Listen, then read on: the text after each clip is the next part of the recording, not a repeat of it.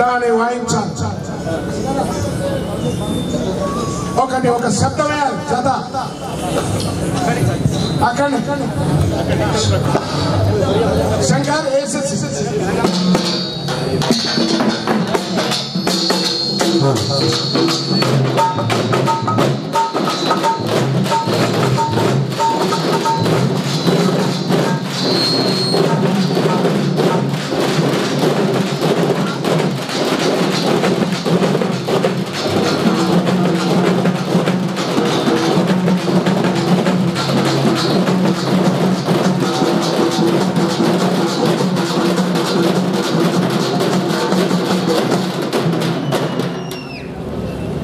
ఏడు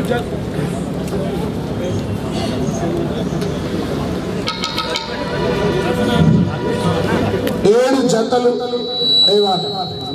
వెనక్కి జరగాలి కొంచెం ప్రధానంగా అమరవీరుల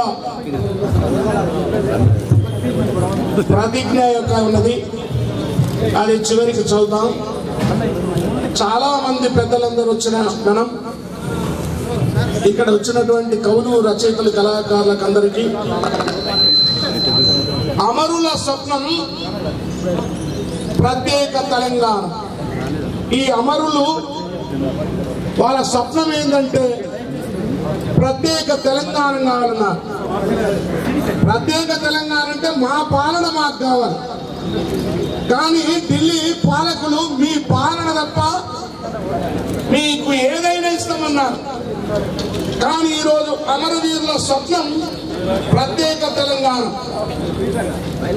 1000 డప్పులు, 1,00,000 గొంతులు, ఒకే నినాదం, జై తెలంగాణ, జై తెలంగాణ. ఈ శబ్దాన్ని ప్రజల దగ్గర తీసుకెళ్ళాలి. ప్రధానంగా ఉండేటటువంటి 4 డిమాండ్, ఆ 4 డిమాండ్లతోటి ఈరోజు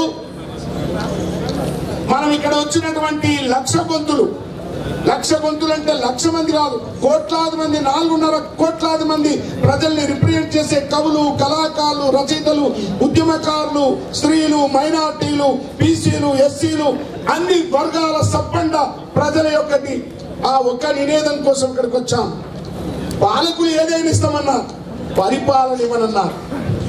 ఇక్కడ ఉండేటటువంటి పరిపాలనని, స్వయం పాలనని తొక్కివేసి పరాయి పాలన చేశారు. వలస పాలన కిందికి వెళ్ళిపోయింది. ఆ పాలన మాకు వద్దు అని సంవత్సరాల తరబడి రక్తాన్ని దానిపోసినటువంటి అమరవీరుల దీక్షను మనం తీసుకుంటున్నాం. అందుగురించే అమరులకు జోహార్లు అర్పించాం. ఈ 1000 శబ్దాలను వినిపిస్తున్నాం. ఇక్కడికి వచ్చినటువంటి మేధావులు, కవులు, రచయితలు, కళాకారులకు అందరికీ, ప్రభుత్వానికి మనము మా పాలన తప్ప మాకేమొద్దని చెప్పడమే. మా పాలన తప్ప మాకు ఏమొద్దు. మాకు పాలన వస్తే నీళ్లు, భూమి అన్నిటి మీద మా అధికారం వస్తుంది. అన్నిటినీ గుంజుకున్నారు. మా పాలన మాకు లేకుండా చేయడమే ఢిల్లీ ప్రభుత్వము, దోపిడీదారులు, వలస పెత్తందారులు, దోపిడీదారులు మాకు చేసిందని ఈ అమరవీరులు వాళ్ళ తమ ప్రాణాన్ని ఇచ్చే ముందు చెప్పారు.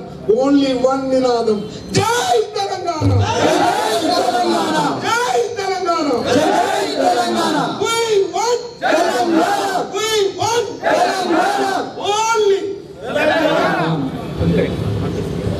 ఇప్పుడు మీ ముందు మన అందశ్రీ రాసినటువంటి జయం మనది, జయం మనదని మీకు అనిపిస్తాను.